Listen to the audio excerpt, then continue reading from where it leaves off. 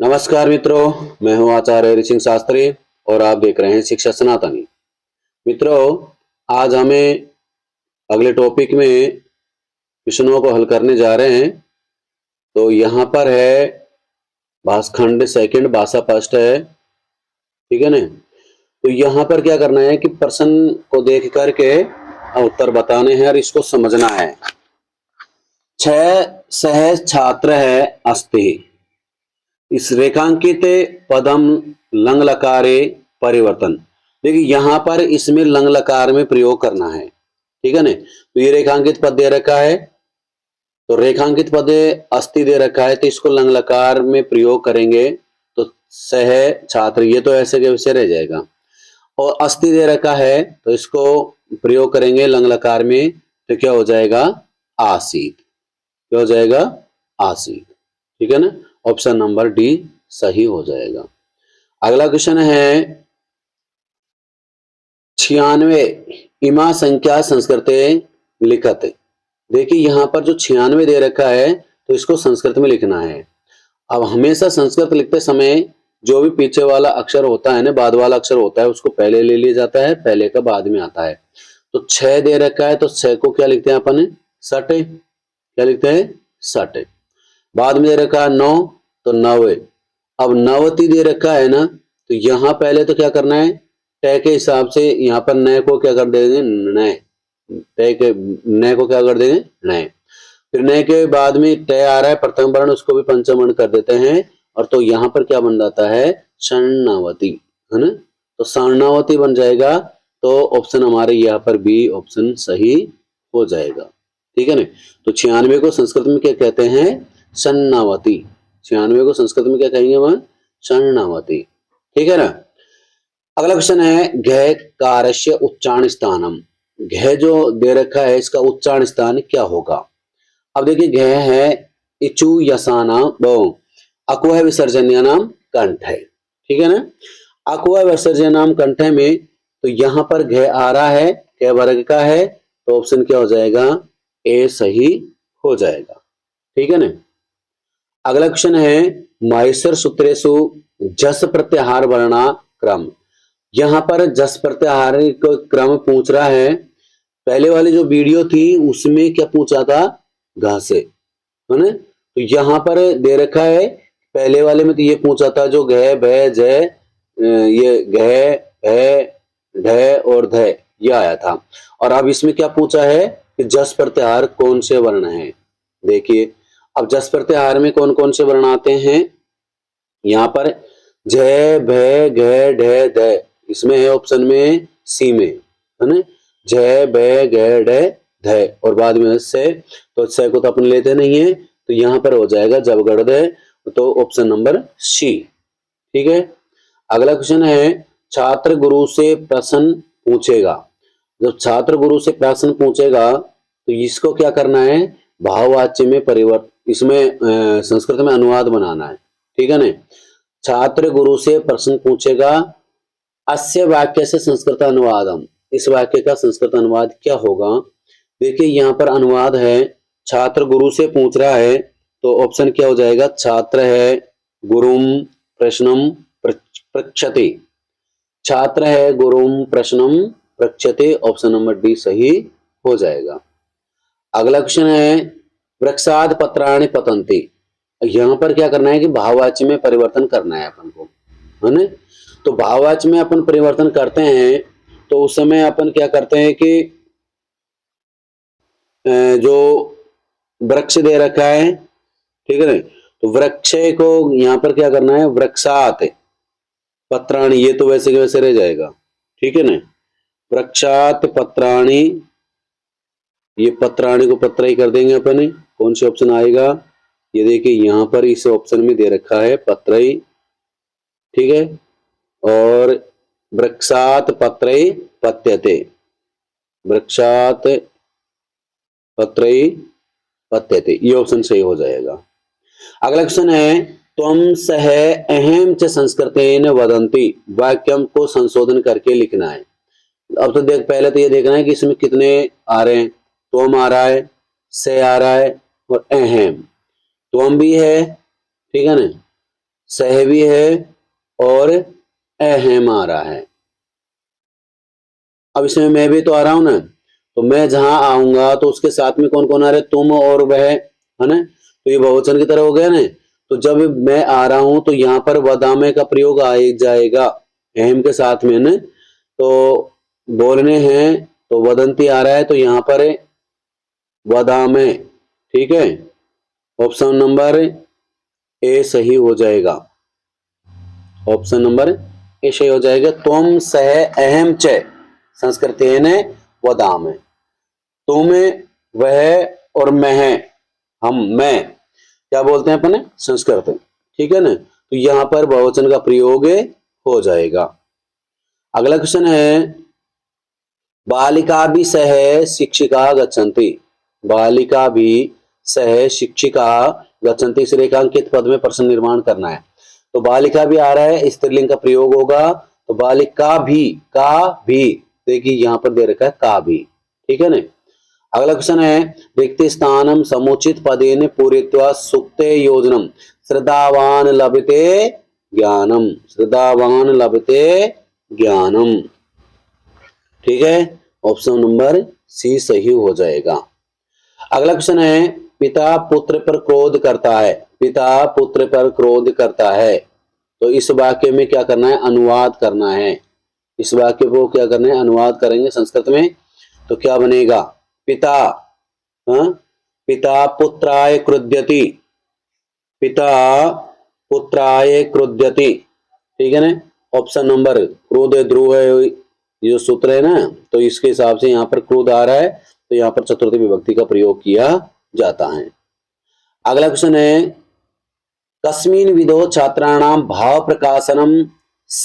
एक तो भाव प्रकाशन शक्ति का विकास होता है, छात्रेषु स्वाध्याय प्रवृत्ति आयाति, ठीक है ना। तो यहाँ पर कौन सी ऐसी विधि है जिसमें भाव प्रकाशन का भी प्रयोग हो रहा है, शक्ति का विकास हो रहा है ना, और छात्रों में स्वाध्याय की प्रवृत्ति आती है। तो यहाँ पर करना क्या है कि जो वाद विवाद होते हैं ना, आपस में वार्तालाप करते हैं, वाद विवाद होता है, तो वहां पर इसका प्रयोग, यहाँ पर इस विधि का प्रयोग किया जाता है। तो वाद विवाद ऑप्शन नंबर सी हो जाएगा, ठीक है। अगला क्वेश्चन है, को अयम विधि, ये कौन सी विधि है ना, पूर्णाद अंशम प्रति, पूर्ण से अंश की ओर, सूत्र से अनुकरणम करोति, सूत्र का अनुकरण करती, कौन सी विधि है जो पूर्ण से अंश के प्रति चलती है, पूर्ण से अंश की ओर चलती है, ठीक है। तो ये होती है विश्लेषणात्मक विधि का प्रयोग इसमें किया जाता है। कौन सी विधि का प्रयोग होगा, विश्लेषणात्मक विधि का यहाँ पर प्रयोग हो जाएगा। मौखिक कार्य से प्रधानता कस्मिन स्तरे भवित। मौखिक कार्य होती है जो अपन कौन सी स्तर पर ज्यादा करते हैं, ये होता है प्रारंभिक स्तर पर। जो वही मौखिक कार्य अपन क्या करते हैं, बच्चों को, छोटे छोटे बच्चे होते हैं, इनको खड़ा करके उनसे पूछ लिया जाता है, तो वो मौखिक कार्य में आता है, ठीक है ना। अगला क्वेश्चन है, विचार अभिव्यक्ति काभ्याम कौशलाभ्याम क्रियते। विचारों की अभिव्यक्ति कौन से कौशल में की जाती है। देखिए यहाँ पर अपन विचार करते हैं, कोई भी अपन किसी से बात वार्तालाप करते हैं, उस समय अपन क्या करते हैं कि पहले बोलेंगे, और बोलेंगे तो कुछ न कुछ विचार करना पड़ेगा कि भी अपन को क्या बोलना है ना। और लिखते समय अपन विचार करते हैं कि अपन को क्या क्या लिखना है, ठीक है ना। तो यहाँ पर भाषण देते समय और लिखते समय भी अपने विचारों की अभिव्यक्तियों का प्रयोग किया जाता है। तो भाषण और लेखन में इसका प्रयोग हो जाएगा। अगला क्वेश्चन है, श्रव्य दृश्य और श्रव्य साधन से प्रमुख साधन बढ़ते। दृश्य और श्रव्य, देखो यहाँ पर जो दृश्य भी होना चाहिए और यानी दिखना भी चाहिए और उससे सुनने भी चाहिए, है ना। तो यहाँ पर हो जाएगा ऑप्शन नंबर डी, क्योंकि यहाँ पर दूरदर्शन होते हैं ना, जो टीवी होती है उसमें अपन देख भी लेते हैं और उनमें सुन भी लेते हैं। दृश्य और श्रव्य दोनों का प्रयोग किया जाता है। अगला क्वेश्चन है, आदित पाठस्य स्मरणाय ज्ञानोपर्जनाय गृह कार्य करणाय च केसाम आवश्यकता भवति। यहाँ पर किसकी आवश्यकता सबसे ज्यादा होती है, पाठ्य पुस्तक की, क्रीडोपकरण के और वस्त्राभूषण के, विविध भोजन वस्तु नाम की। बताओ किसकी होगी यहाँ पर। देखिए यहाँ पर अब सबसे ज्यादा होती है पाठ्य पुस्तक की। देखो वस्त्रों से कोई लेना देना नहीं है, क्रीड़ा खेलने पर भी एक कार्य किया जाता है, विविधि भोजन से कोई लेना देना नहीं, यहाँ पर तो केवल पाठ्य पुस्तक या क्रीड़ा में से। तो यहाँ पर क्रीड़ा करते समय स्मरणाएं, ज्ञानोपर्जनाएं, गृह कार्य, अब गृह कार्य दे रखता है तो यहाँ पर होगा पाठ्य पुस्तक आ जाएगा, ठीक है ना। तो ये ऑप्शन कौन सा हो जाएगा हमारा, ए ऑप्शन सही हो जाएगा। अगला क्वेश्चन है, बालकस्य शिक्षारंभः उपनयन संस्कारात् परं केन प्राचीनतमे विधिनां गुरुणां प्रारभ्यते। उपनयन संस्कार कहाँ किए जाते, जब गुरु के पास जाते थे पढ़ने के लिए विद्यार्थी, तो वहां उपनयन संस्कार का प्रयोग किया जाता था ना। तो यहाँ पर क्या कर रहा है कि कौन सी विधि होती है जिसमें ये प्रयोग किया जाता है, तो यह होती है पाठशाला विधि, है ना। तो पाठशाला विधि यहाँ पर भी ऑप्शन नंबर बी हो जाएगा सही, ऑप्शन नंबर बी सही हो जाएगा। कस्य परीक्षाया प्रकारा निम्न बिंदवः सन्ति रिक्त स्थान पूर्यते, सत्यासत्य, सत्य और असत्य का निर्णय, बहुसाधन प्रश्नांच। अब देखिए प्रश्न को पहले समझिए।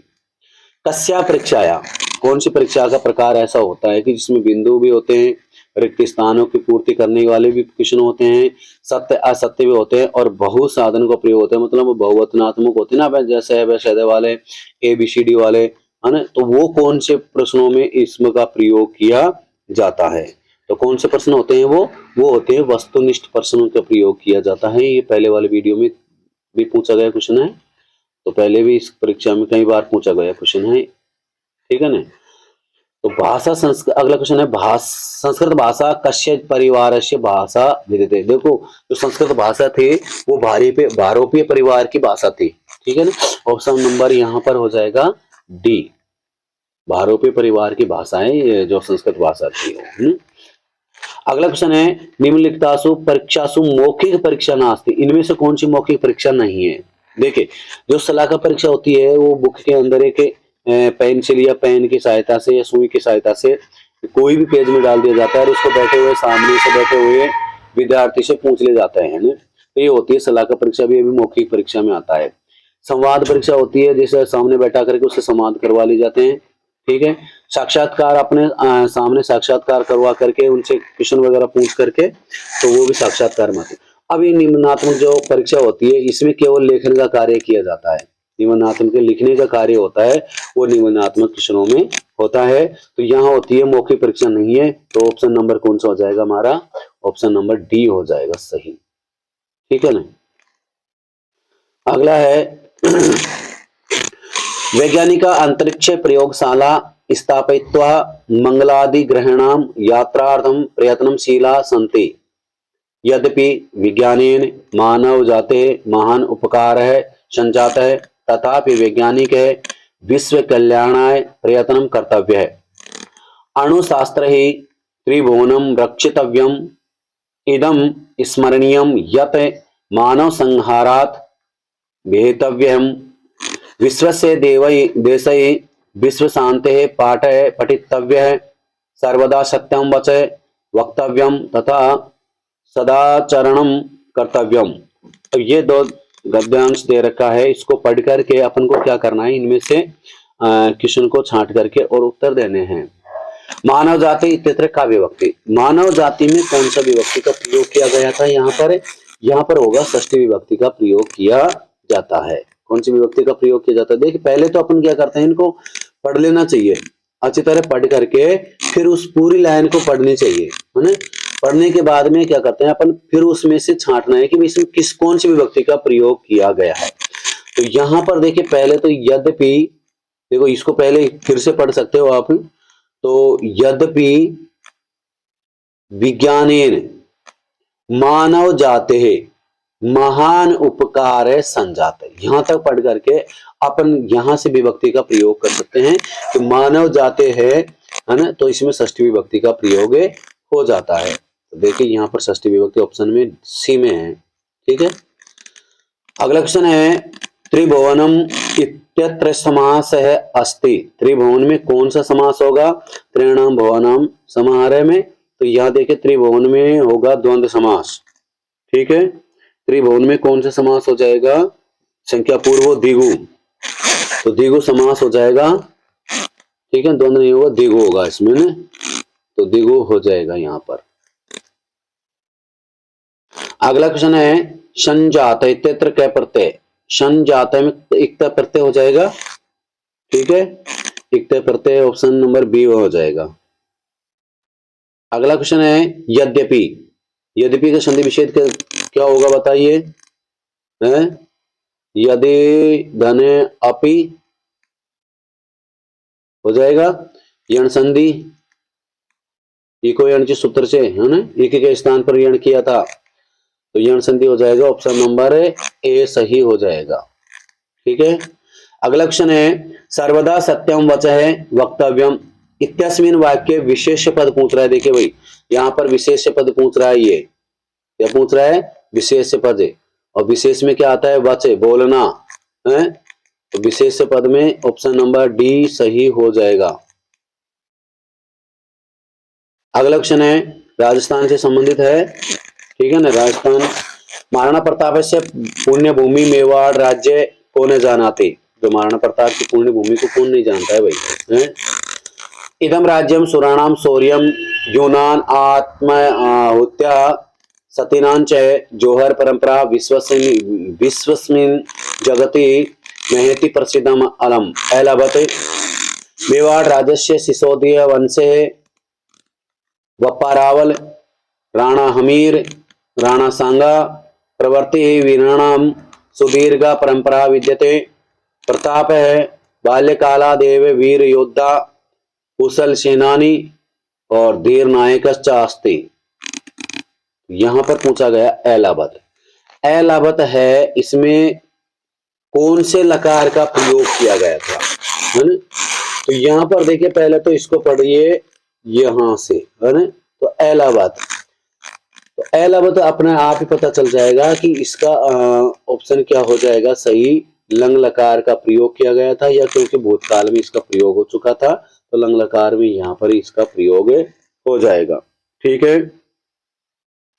अगला क्वेश्चन है यूनानाम आत्माहुत्या, यूनानाम आत्माहुत्या, इसमें कौन से वचन का प्रयोग किया गया था, है? कौन से वचन का प्रयोग किया गया था, यूनानाम, यूनानाम का पहले तो यूनानियों का, है ना, यूनानियों का, आत्माहुत्या पवित्र लोगों का, है ना, तो यहाँ पर बहुवचन का प्रयोग हुआ यूनानियों का, है, तो इसमें प्रयोग हो जाएगा, बहुवचन का प्रयोग हो जाएगा, है ना, यह था यूनानी, तो यूनानी एक वचन आता, एक वचन में हो जाता, दो यूनानी आए तो दो यूनानियों का हो जाता, यहाँ पर है बहुवचन का, बहुत सारे यूनानियों का, है ना, अर्थ क्या निकल रहा है इसका, यूनानियों का, पवित्र लोगों का तो यहां पर बहुवचन का प्रयोग हो जाता है, ठीक है।